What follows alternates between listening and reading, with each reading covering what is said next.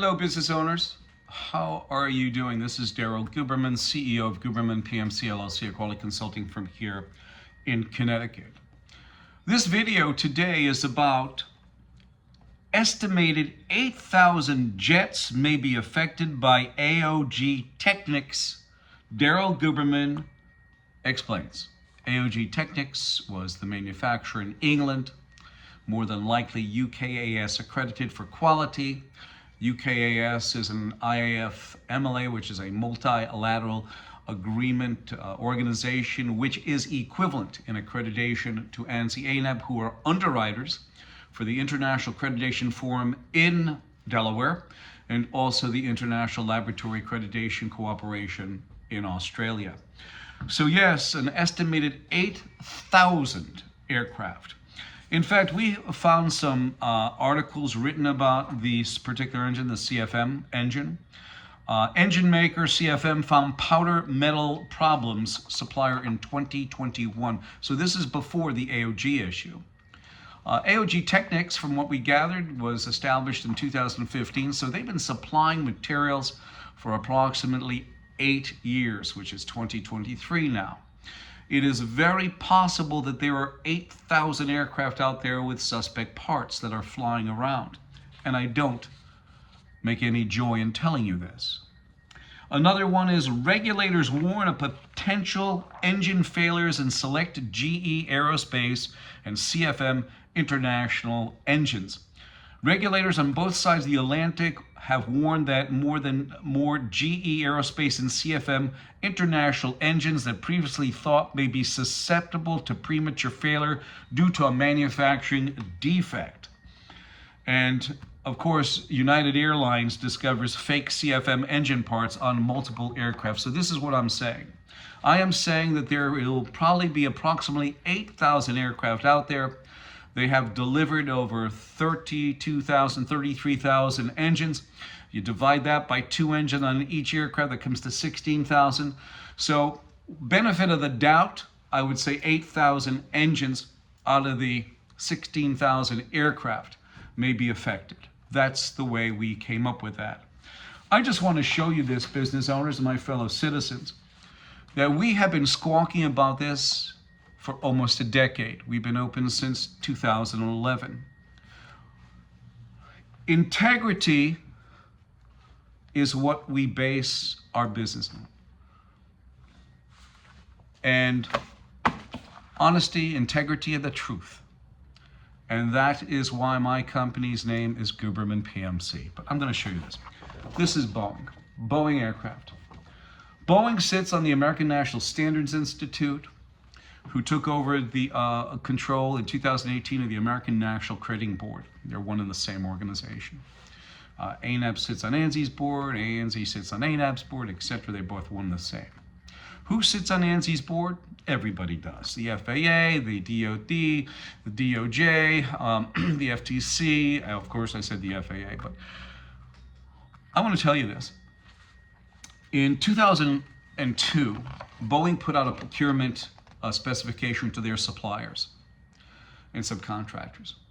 And they said basically, if you're AS9100 certified, now that is the standard for those of people who don't know, that is the standard, the ISO standard for aerospace, okay?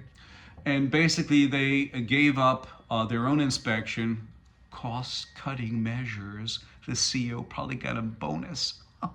Yeah, probably. But they basically did what AOG Technics did. AOG Technics basically did the same thing, and I'm going to tell you even more so about Boeing. Boeing is an OEM, which is the original equipment manufacturer, we call it, in the manufacturing arena.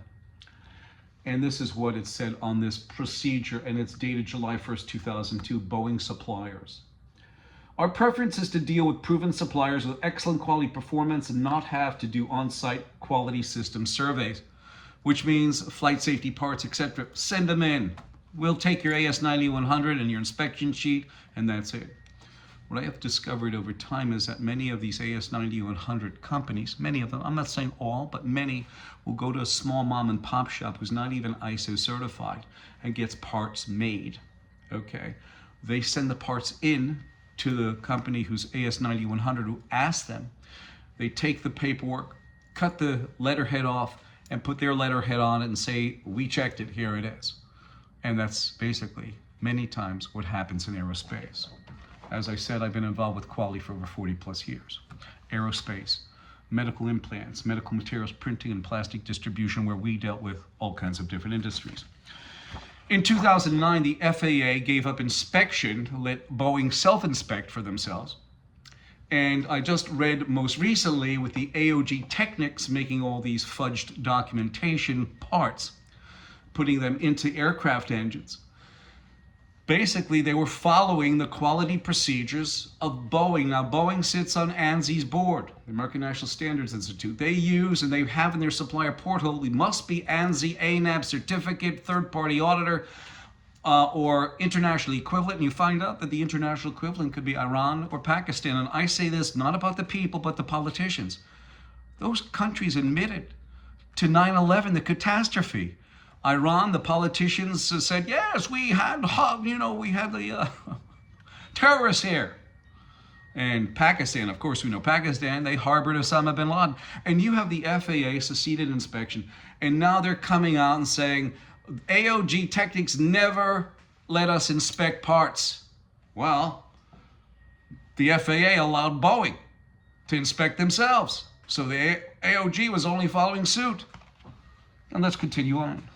As I said, Boeing sits on ANSI's board, right over by the FAA, right over by the DOT, the FBI, etc. They were watched over by communist China. They've got hacked so many times. To Sunday, between 2015 and 21, when the IAF was controlled by a communist Chinese national, Zhao Jinwu, who at the time was also the chief executive of the China National Accreditation Services, which certified the lab that released the COVID virus in Wuhan, China. You have also another member of ANSI-ANAB's board. They lie and they bullshit. But you have Pamela Sale, the vice president of laboratory accreditation, stating under deposition in Texas in 2017, from one laboratory to another, there are variances.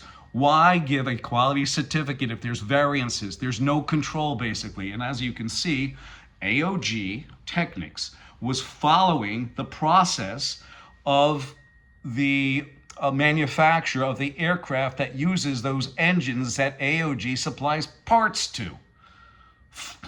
We're going to continue on. This is basically a, let me get this. This is basically a flow chart. You have the underwriters, that ANSI-ANAB are underwriters. I've showed you that before. The IAF watches over their underwriter. Can you imagine? That's like you and I watching over our insurance when we pay our premiums.